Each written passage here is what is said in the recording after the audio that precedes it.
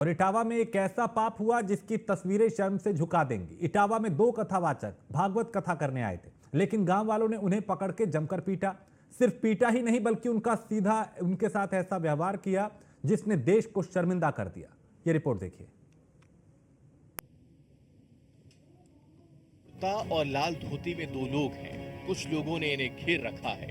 कोई कहता है माफी मांगो, कोई कहता है दोबारा ऐसा मत करना। इसी बीच कोई मारपीट कर देता है, कोई मशीन लाता है और बाल काट देता है। भीड़ का फरमान आता है कि सबके पैर छुओ, फिर नाक रगड़वाई जाती है।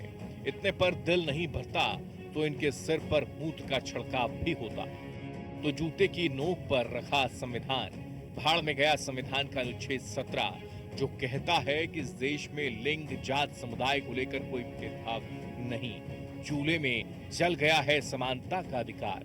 सारे नियम कानून की पोटली बनाकर दरिया में बहा दिए गए, क्योंकि जिन दो लोगों के साथ ये शर्मनाक पाप हो रहा है उनका कसूर इतना है कि वो यादव कुल से हैं। इनका कसूर ये है कि इन्होंने धर्म शास्त्र को पढ़ा है। इनका कसूर ये है कि ये धर्म को पढ़कर कथावाचक बन गए। इनका कसूर ये है कि ये यादव कुल से होने के बाद इटावा में कथा कहने पहुंच गए। इटावा के जिस गांव में ये कथा करने पहुंचे वहां धर्म के कुछ ठेकेदारों ने कथा पर एकाधिकार जमा रखा था। जैसे ही उन्हें मालूम चला कि कथा कहने वाले ब्राह्मण नहीं, फिर गुस्सा फूट पड़ा और शुरू हुआ बेशर्मी का खेल। शाम को उन लोगों ने पता लगाया होगा, तो वो बोले कहाँ के रहने वाले, तो हमने कहा हम रहने वाले तो कानपुर के हैं। यहाँ छल्ला भी हमको हो गई 20 साल रहते रहते। क्या काम करते हो, तो हमने कहा पहले हम शिक्षक थे, स्कूल चलाते थे। क्योंकि जो मोदी सरकार आई तो उस समय प्राइवेट स्कूलों को बंद करवा दिया गया। इसके बाद फिर हम भागवत में लग गए। हम यादव हैं, तो बोले कि आरडी दिखाओ, तो हमने कहा आरडी तो हम लाए नहीं, आधार कार्ड। बोले कि तो हमने कहा नंबर ले लो हमारा, हमारे घर से पता लगा लो। तो इन्होंने नंबर लिया, हमारे बेटे से पूछा तो बेटे का नाम जैसे आरडी में हमने क्लिक किया तो उसका नाम लिख के आ गया, राज यादव। इन्होंने कहा कि ये 103 देरी है यहाँ पे ब्राह्मणों के गांव में, तुम यादव होकर के यहाँ भागवत कहने आए हो। और इन्होंने बहुत हमें मारकूट करना शुरू कर दिया। मोबाइल छीन लिया। उसके बाद उन्होंने 25,000 रुपए दंड लगाया। 25,000 रुपए ले लिए, एक जंजीर ले ली और एक अंगूठी ले ली। अंगूठी 4 ली थी, 3 वापस कर दी। नहीं, ऐसा बता रहे हैं कि आपसे भी कोई वैसा अमानवीय व्यवहार किया? हाँ, मारा भी है हमको लात घूसों से। और उसके बाद उन्होंने पैर छुपाए।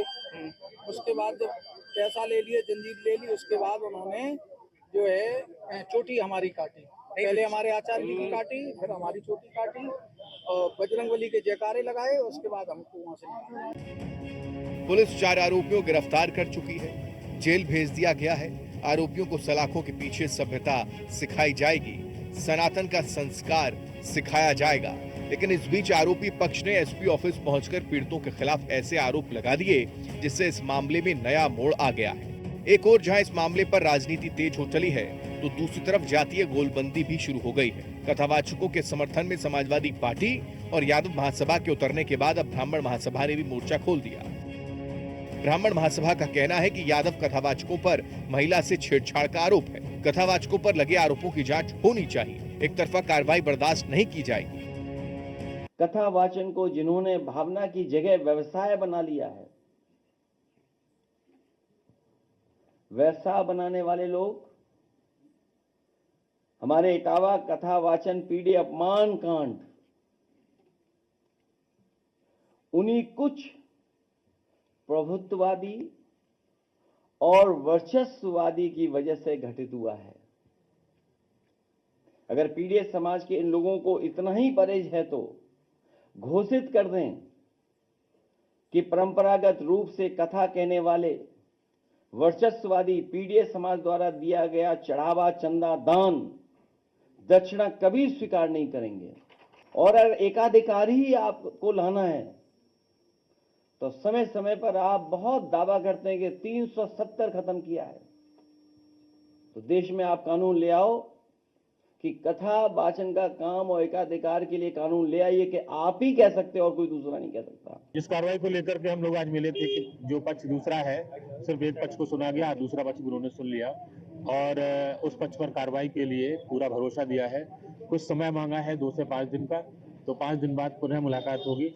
5 दिन में अगर कार्रवाई नहीं होती है तो हम फिर अपने उसी चीज पर अड़े हुए हैं जो थे, आंदोलन करेंगे, बाहर बैठेंगे, सत्याग्रह करेंगे जब तक न्याय नहीं मिलेगा। राष्ट्रीय अध्यक्ष अखिलेश यादव जी के द्वारा बिना जांच हुए एक पूरे समाज को दोषी ठहराना और कुछ लोगों को अपने कार्यालय में बुलाकर सम्मानित करना, यह सब कुछ दर्शाता है कि अखिलेश यादव जी 2027 विधानसभा चुनाव से पूर्व समाज को जातियों में बांटना चाहते हैं।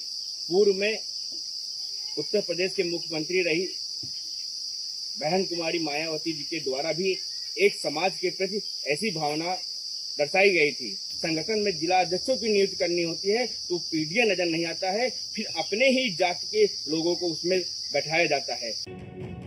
यानी जाति से शुरू हुआ विवाद राजनीतिक गलियारों से घूमता हुआ यादव महासभा और ब्राह्मण महासभा तक पहुंच गया। लेकिन शर्मसार करने वाली घटना ने कई सवालों को खड़ा कर दिया।